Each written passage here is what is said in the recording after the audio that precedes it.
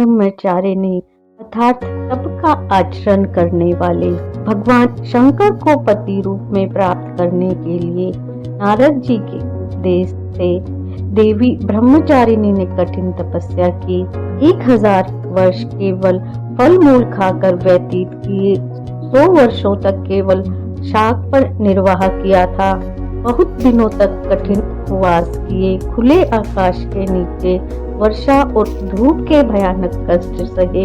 3000 वर्षों तक केवल जमीन पर टूटकर गिरे हुए बेल पत्रों को खाकर वे भगवान शिव की आराधना करती रही और इसके बाद सूखे बेल पत्रों को भी खाना छोड़ दिया। कई हजार वर्षों तक वे निर्जल और निराहार तपस्या करती रही। पत्तों को भी खाना छोड़ देने के कारण उनका नाम अपर्णा भी पड़ा। नमस्कार दोस्तों, मधुर सरस चैनल पर आपका स्वागत है। माँ दुर्गा की नव शक्तियों का दूसरा स्वरूप देवी ब्रह्मचारिणी का है।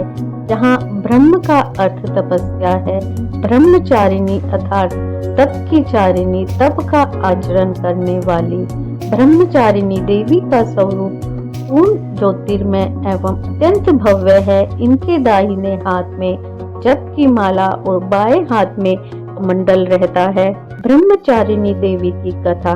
माँ दुर्गा की नव शक्तियों का दूसरा स्वरूप देवी ब्रह्मचारिणी का है।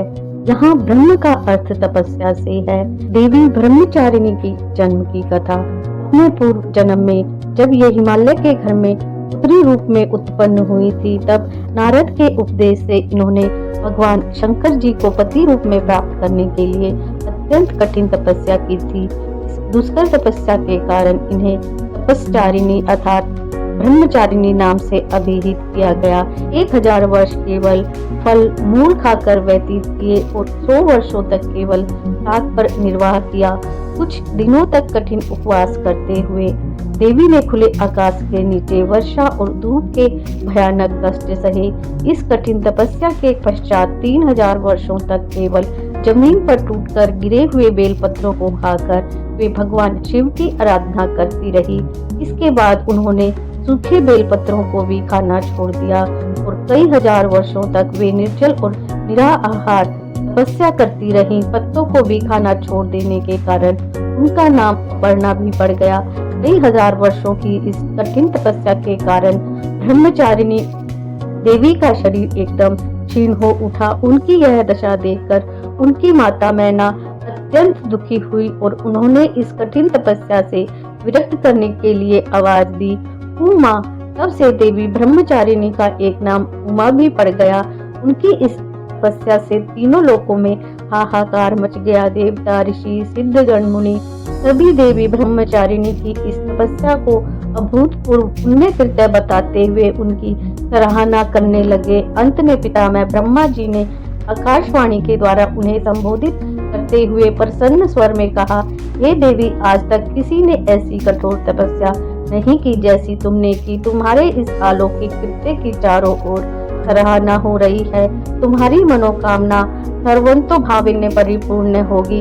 भगवान चंद्रमौली शिव तुम्हें पति रूप में प्राप्त अवश्य होंगे। अब तुम तपस्या से विरत होकर घर लौट जाओ और शीघ्र ही तुम्हें तुम्हारे पिता बुलाने आ रहे हैं।